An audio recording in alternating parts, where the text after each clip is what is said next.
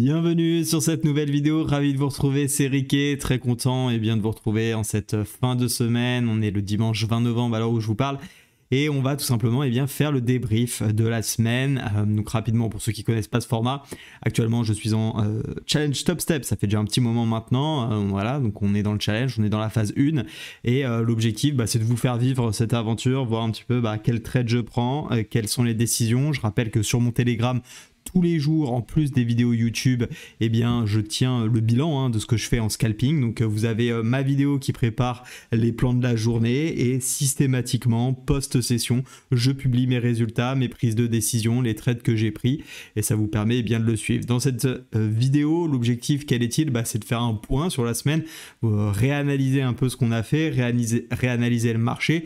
Moi, de mon côté, j'ai déjà réanalysé l'ensemble des trades que j'ai pris pour savoir s'ils étaient bons ou pas, parce que quand on est à chaud, on n'a pas forcément le recul nécessaire pour voir si les trades étaient bons en termes de décision. Je le rappelle, le résultat finalement m'importe assez peu. Bien évidemment, on espère que ça gagne, mais on sait très bien qu'on a une grosse part de succès dans nos stratégies et qu'on a une petite part d'échec. Et malheureusement, même si la décision est bonne, il y aura des fois, il y aura de l'échec, ça fait partie du jeu. On sait que sur le long terme, c'est gagnant.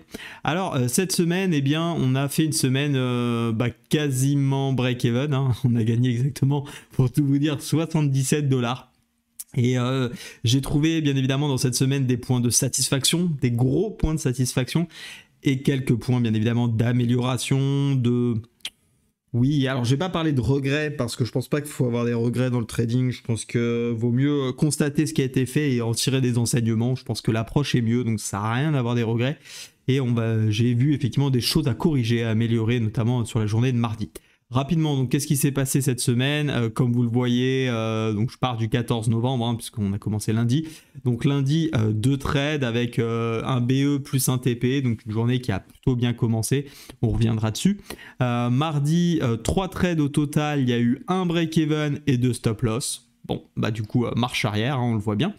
Ensuite, on a fait un trade mercredi qui s'est soldé par un stop-loss et rien d'autre à faire. Vous allez le voir, de toute façon, la semaine, de manière générale, je n'ai scalpé que le Dow Jones cette semaine. Ça a été un marché hyper compliqué à trader, donc je reviendrai dessus, bien sûr.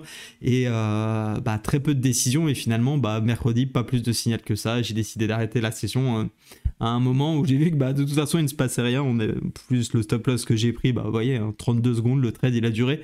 Donc autant vous dire que ça a été rapide, mais même pas trop de regrets de mémoire sur la décision. Juste tout simplement, parfois ça ne passe pas. Jeudi, belle journée jeudi. Un break-even et deux break-even et un take profit. Donc très content de la journée de jeudi. Même si on aurait... en fait, j'aurais pu faire mieux peut-être en take profit. Ça, c'est des choses encore que je suis en train d'analyser. Parce que voilà, il y a un break-even, je suis au ratio de 2.7. Enfin, en fait, non, j'ai pas de regret dessus parce que je suis au ratio de 2.7 et mon objectif était à 3. Bon, il s'avère qu'on est venu chercher le ratio de 2.7 et puis après on est reparti chercher mon stop loss. J'avais pas protégé au niveau 2 car pas, ou même au niveau de 1.5 ou que sais-je, tout simplement parce que j'avais pas d'invalidation technique. En fait, on pouvait très bien venir rechercher mon niveau 2 tout en allant chercher derrière mon niveau de 3.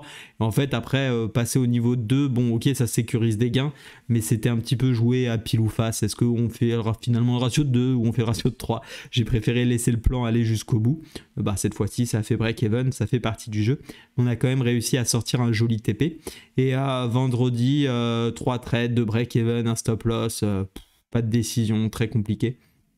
Donc pas grand chose de plus finalement. Donc une semaine où on avance et on recule en même temps, ce qui fait que on finit à 0. Et vous allez le voir, on va se retrouver tout de suite sur les graphiques. Alors juste que je vous montre pour la courbe, vous voyez, on a démarré, donc ça c'était lundi. Donc on a démarré, ça c'était jeudi de la semaine passée. Donc à la fin de la journée, j'étais à 155 522. Pourquoi je vous parle pas du 11 novembre? Tout simplement parce que je n'ai pas tradé. Donc 155 522 et on finit la semaine à 155 589. Donc je crois bien que ça fait 77 $ de gain sur un capital de 150 000 $. Effectivement, c'est l'équivalent de break-even. Voilà, ailleurs ça paye les frais, grosso modo. Allez, on se retrouve tout de suite sur les graphiques pour voir un petit peu ce qu'il en a été de cette semaine. Donc pour revenir un petit peu sur la semaine, bien évidemment après on ira faire le top trade et le flop trade. Toujours hein, l'objectif c'est de vous montrer pourquoi je suis pas content d'un trade et pourquoi je suis content d'un trade que j'ai pris. Bien évidemment on parle en termes de décision, je ne parlerai pas des résultats, on s'en contrefout des résultats. C'est absolument pas ce qui compte, nous on est là pour prendre des bonnes décisions et les résultats viendront par la suite. Donc on avait tout simplement vu lundi tout simplement qu'on était en continuation haussière, donc lundi on était motivé, on était là, on voulait prendre des achats et regardez la semaine en résumé en 5 bougies, alors celle-ci c'est celle de vendredi pardon, mais 1, 2, 3, 4, 5, complètement bloqué entre la zone grosso modo on va dire des 34 000 et cette zone ici un petit peu plus basse, mais ouais, entre les 33 et les 34 000 grosso modo on a pas mal oscillé dessus et on avait vu d'ailleurs lorsqu'on avait analysé en weekly dès lundi cette zone rouge, vous voyez celle-ci là qui est vraiment une zone de polarité. On travaille beaucoup dessus lorsqu'on y approche, hein, les 33 700. C'est vraiment une zone qu'on a répété et répété dans toutes les quotidiennes. On s'est dit, décidément, le prix gravite vraiment énormément autour. Et donc là, on va voir un peu ce qui se passe. Et l'idée, ça va être, je pense, la semaine prochaine. Vous voyez, hein, si on arrive à casser en clôture daily ce niveau-là des 33 500 à peu près, on ira chercher des shorts, à mon avis, plutôt en correction. En revanche, si on arrive à s'extirper du niveau des 34 000, on va essayer d'aller casser ce nouveau plus haut ici, ce qui sera intéressant avant d'aller chercher tout simplement la zone des 35 160 qui se situe juste au-dessus. Donc voilà un petit peu pour l'état des lieux et on va tout de suite commencer avec le flop trade. Allez, on va commencer donc par le flop. Je tiens juste à préciser donc effectivement que cette semaine elle a été relativement spéciale parce qu'on a rangé en fait toute la semaine et ma stratégie ne s'applique pas à des phases de range. La problématique encore une fois c'est que finalement il n'y a que mercredi qu'on pouvait commencer vraiment à bien constater qu'on était en range. C'est vrai que mardi, alors là je suis mardi, vous voyez juste avant l'ouverture, on a un range 1 heure. Bon, je m'attends effectivement à ce qu'il y ait une résolution même si on est en range. Donc c'est vrai que dès mardi j'aurais quand même dû être assez prévoyant. Bon, c'est aussi pourquoi j'estime que j'ai pas été très bon mardi. Donc voilà, tout simplement. Plutôt quand même content sur l'ensemble de la semaine de se dire, tiens, finalement, c'est quand même pas si mal d'avoir fait break-even parce que c'est clairement des semaines où généralement je suis négatif. Bon, est-ce que j'ai eu un peu de réussite ou autre? Oui, c'est fort possible. Ce qui me permet aujourd'hui d'être break-even sur la semaine parce que clairement, généralement, quand ça se passe comme ça, que ça commence à ranger, c'est pas les semaines optimales pour moi, donc content quand même du résultat final, mais ça n'empêche qu'on aurait pu même finir bien mieux en positif et je vais vous montrer un petit peu les erreurs. Alors lundi on était tout simplement dans ce contexte, hein, je vous refais pas l'analyse daily etc, tout simplement on était bien haussier et c'est vrai que voilà, on était borné, hein, j'avais mis ce niveau 4 heures ici qui nous bloquait et en fait la première erreur elle va venir de là, juste retenez, c'est que j'avais dit on prendra des achats si on casse ce niveau et ça semble logique parce qu'il faut qu'on sorte de ce range pour pouvoir se positionner à la hausse. Donc ça déjà c'est la chose qui va pas être très bien parce que vous allez voir que j'ai pris des achats alors qu'on n'avait pas cassé ce niveau là et vraiment je l'avais dit dans la vidéo d'analyse pré-session, il faut attendre de casser et je me suis positionné avant, donc déjà là carton jaune. Ça c'est pas bon, c'est pas un respect des plans, donc ça c'est pas terrible. Ensuite je vais tout de suite aller en 1 minute pour vous montrer, vous avez bien compris on était aussi 15 minutes blablabla et il y a un premier mouvement que je ne prends pas et qui je pense que je l'ai eu en tête honnêtement, je l'ai eu en tête même si je pense, sur le coup comme ça je me rappelle plus exactement, mais en fait c'est cette cassure réintégration directe que j'ai pas su cliquer. J'ai pas su cliquer, on voit bien hein, ça a cassé ici en 1 minute et on a réintégré et en fait j'ai pas su cliquer et clairement vu le range je pense que j'aurais cherché un objectif ici avec du recul, qu'est-ce que ça aurait pu donner comme trade? Alors, bien évidemment c'est facile de dire après, est-ce que j'aurais mis mon stop loss là? Non, jamais de la vie, hein, je l'aurais mis sous cette mèche, je suis pas complètement suicidaire, là après c'est un petit peu du gambling. J'aurais cherché ce niveau là qui aurait fait un ratio de 3,93, donc peut-être que j'aurais protégé au ratio de 3, honnêtement c'est facile à dire après, je n'en sais rien, ça se trouve je serais juste sorti break even, je ne sais pas, mais je pense que dans ma tête j'ai quand même une frustration, petite frustration en tête quand même qui me dit tiens t'as pas pris ce signal là, c'est dommage, il te permettait au moins de faire un joli ratio. Bon du coup qu'est-ce qui se passe déjà, ça j'aime pas non plus parce que bon pour ceux qui connaissent un petit peu comment je fonctionne également, j'achète une réintégration ou une cassure en fonction des scénarios, des analyses techniques, mais j'achète jamais les deuxièmes et là il s'avère que on a eu la deuxième et qu'est-ce que j'ai fait, j'ai payé, donc déjà ça nul. Alors qu'est-ce que j'ai payé pour être bien précis? J'ai payé la réintégration tout simplement et je me suis fait sortir un poil plus bas, hein. J'ai dû mettre mon stop par ici, quelque chose comme ça, je sais plus si je suis sorti ici ou par là, bref peu importe, c'était nul, vraiment pas bon, donc ça déjà pas terrible, même si c'est pas le pire, pas terrible, parce qu'on va dire que le scénario est bon, le signal est bon, mais c'est pas dans mes plans. Donc vraiment pas terrible. Voilà, tout simplement, je pense que il n'y a pas plus compliqué. Donc là je me prends un stop loss, j'ai ça en tête. Je vais enlever les dessins parce que c'est pareil, commence à faire des choses bizarres avec les graphiques. Tout ça pour dire que voilà, je commence déjà à me dire bon, c'est pas terrible ce que tu es en train de faire, et surtout pour l'instant on est en tendance quand même relativement baissière court terme, hein. Je prends ce canal là, mais on peut très bien effectivement voir ces mouvements là, hein, tout simplement.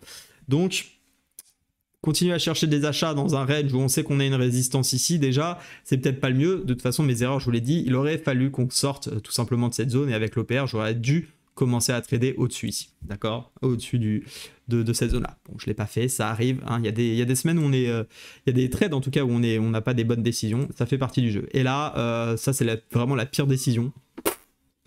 Je suis rentré sur cette bougie. Je pense que j'avais une vraie volonté d'acheter et j'ai cherché à trader. Et ça, c'est vraiment quelque chose... Ça faisait longtemps que ça m'était pas arrivé. Franchement, je trouve que depuis quelques semaines, je suis quand même hyper carré, hyper rigoureux. Mais là, je me suis vraiment vu, au moment où j'ai pris le stop loss, je me suis dit... En fait, tu as cherché à trader. Tu n'as pas cherché un signal, tu as cherché à prendre un trade. Tu n'as pas cherché à attendre une opportunité. Vraiment, tu as voulu rentrer dans le marché.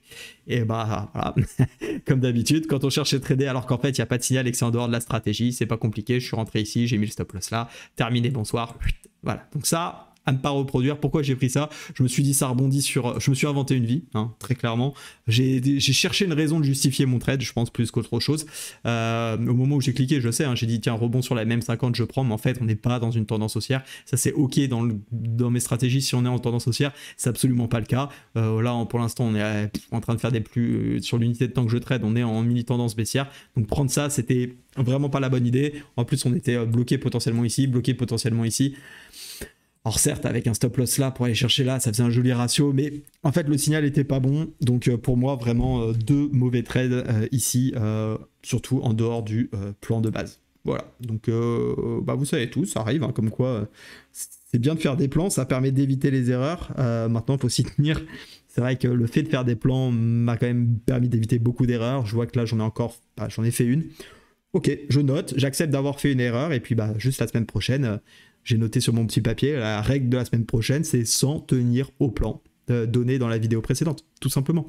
Quand je dis la vidéo précédente, pardon, c'est la vidéo de préparation de scalping. Donc, dès que je donne des niveaux, des zones d'action, il faut que j'attende ces zones d'action et que j'arrête de chercher un trade pour trader. Là, je sais pas, je devais être complètement biaisé à l'achat, j'en sais rien. Je me suis dit, il faut absolument que je paye, ça va péter, et je sais pas, je vais accélérer dans le challenge. J'en sais rien ce qui s'est passé, honnêtement, je me rappelle plus exactement, mais c'est pas bon. Ok ? Voilà les amis pour le flop, et on va voir quand même le joli trade que j'ai réussi à prendre.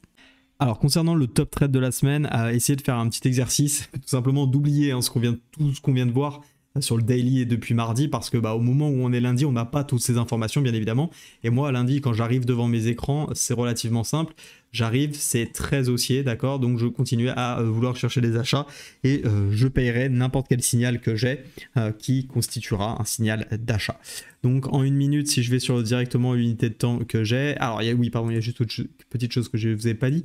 Au niveau des zones que j'ai déterminées avant le début de la session, c'est simple, c'est tout simplement ce dernier plus haut 1 heure et ce dernier plus haut, un petit peu plus haut, bon bref, peu importe, 4 heures qui vont être mes deux objectifs de la session. Et puis pour la suite, pourquoi pas la zone rouge ici, mais qui déjà fait pas mal de points. Donc déjà zone bleue, zone verte en priorité. Donc quand je retourne ici sur mon 1 heure, donc là bon, on va laisser faire un petit peu le replayer, le temps qu'on arrive sur la bougie, clac clac clac, on va accélérer un peu, ok. Voilà, on doit avoir l'OPR qui doit être tracé à ce moment-là à peu près, j'imagine. L'OPR est tracé sur cette bougie, ok. Donc à partir de là, je peux commencer à trader.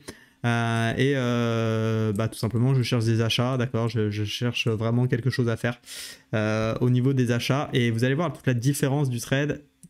Je suis rentré exactement ici. Je suis rentré en fait sur cette bougie verte. Pourquoi? Et vous allez me dire, mais je comprends pas, tu viens de nous expliquer dans le flop que les rebonds sur moyenne mobile ça marche pas. En fait, c'est complètement différent, parce que c'est là pourquoi pour moi ici c'est une bonne décision, et tout à l'heure ça n'était pas une bonne décision, et c'est pas parce que le trade a marché ou que le trade n'a pas marché.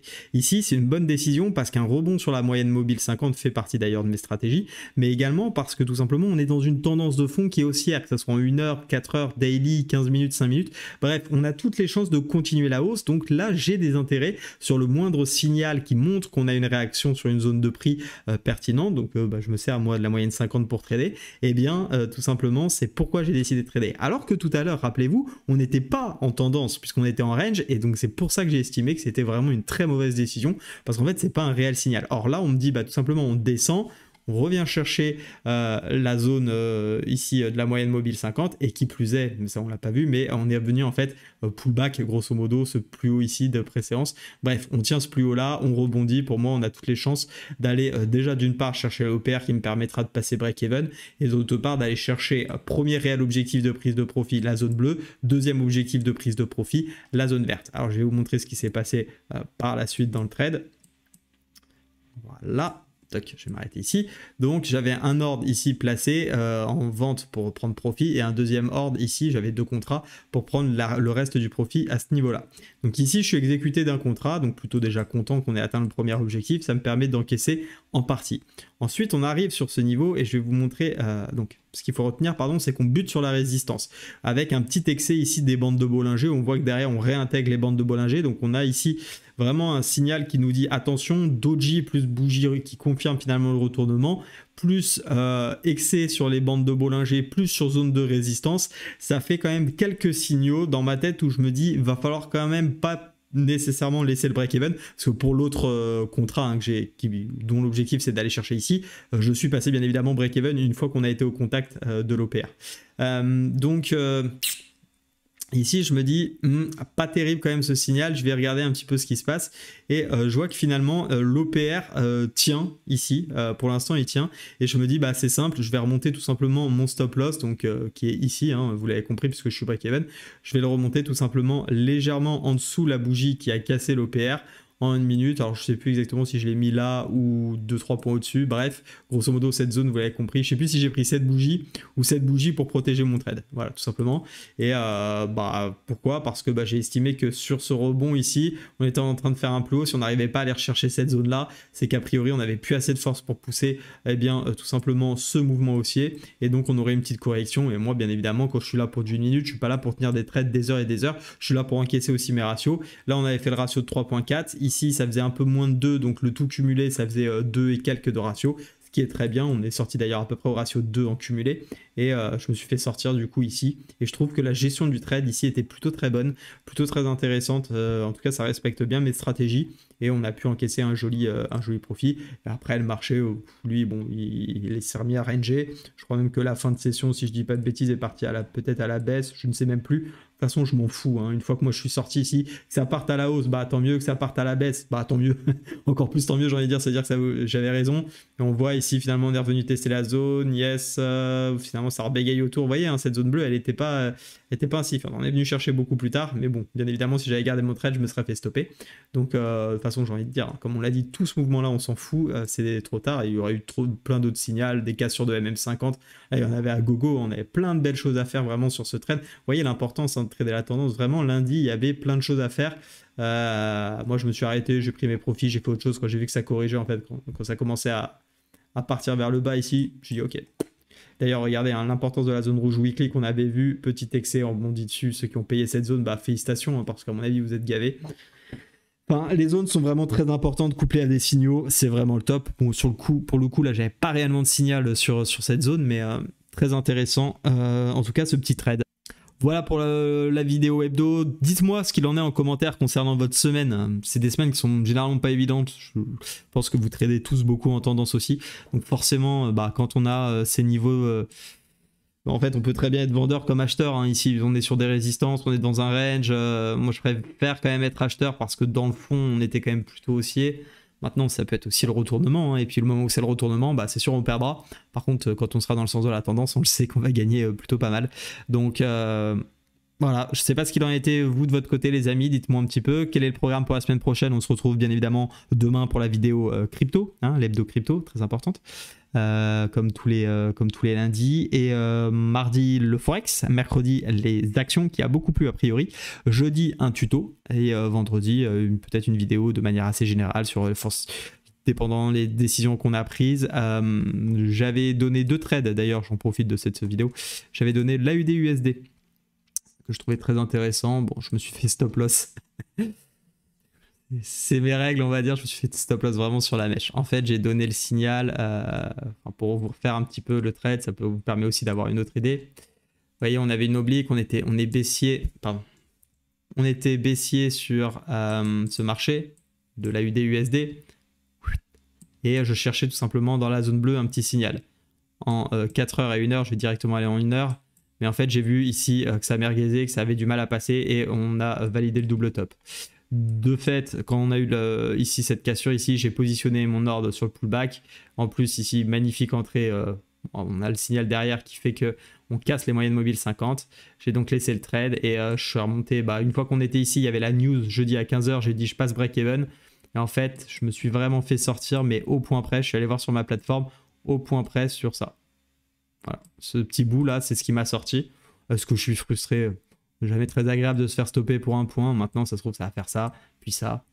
Et du coup, dans tous les cas, que je me fasse sortir là ou là, c'est pareil. Donc, non, pas de regret. Et puis, si ça dégueule, j'avais plutôt bien vu. Et puis, basta. Hein. Qu'est-ce que je vous dis?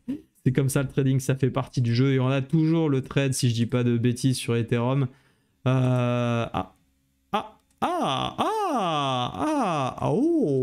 ok.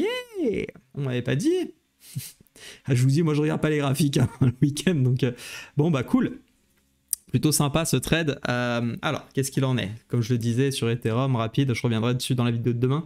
On avait en fait en daily une tendance baissière, hein, comme tout le monde le sait sur les cryptos, un triangle qui avait lâché. J'ai déjà expliqué que j'aimais pas trop les triangles, mais bon, quand ils sont là, je les prends quand même en compte. Ça me renforce, on va dire, mes signaux. Un nouveau triangle un peu plus court derrière de continuation. Et il s'avère que le gros, on l'a bien cassé à la baisse et le petit, on est aussi en train de le casser à la baisse. Comme quoi, ça marche quand même de temps en temps.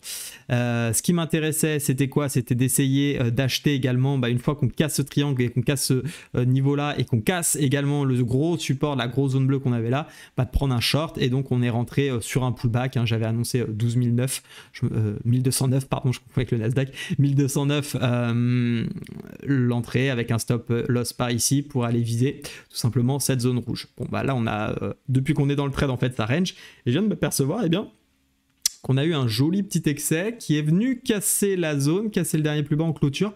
Yes, bon on voit aussi qu'on a un excès ici. Donc peut-être que ça va remonter pour re-ranger, mais je préfère voir déjà qu'on a cassé. Alors après, est-ce qu'on est venu gratter de la liquidité? Non, ça c'est toutes les personnes qui adorent dire ça, peut-être. Hein, je dis pas que c'est faux, mais moi je m'en fous. Pour l'instant, je suis dans le trade. Je passe bien évidemment pas du tout break-even. Je pense que je passerai break-even, vous savez quand on aura atteint cette zone-là. Parce que là, je pense que bon, voilà, si on vient chercher cette zone, je pense qu'on va travailler autour, etc. et qu'on finira par casser. Par contre, si on commence à revenir et qu'on revient réintégrer le haut de... retoucher ce support là, je pense qu'il faudra sortir break-even. Moi je vous l'ai dit, mon objectif c'est la zone rouge, donc tout en bas. Ok. Donc si je vous remets l'objectif, essayer d'y arriver. Non, ça veut pas, pardon, c'est ça qu'il me faut. Voilà, on avait un ratio d'un peu plus de 3, on s'était dit. Donc je tiens mon plan, je ne suis pas sorti. Dites-moi s'il y en a qui l'ont pris suite au... Donc je donne les signaux hein, sur le canal Telegram gratuit, bien sûr, vous pouvez nous rejoindre. Donc n'hésitez pas, il y a pas mal de choses dessus. Et dites-moi si vous êtes toujours dedans, parce que je sais que c'est compliqué pour certains de tenir des positions aussi longues. Moi je l'avais dit, hein, je suis rentré, j'ai pris ma décision.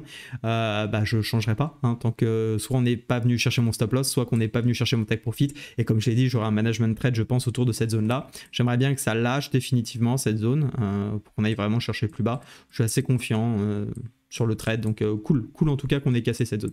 Voilà les amis, excellente semaine à tous, soyez très prudents sur les marchés et à la semaine prochaine. Ciao.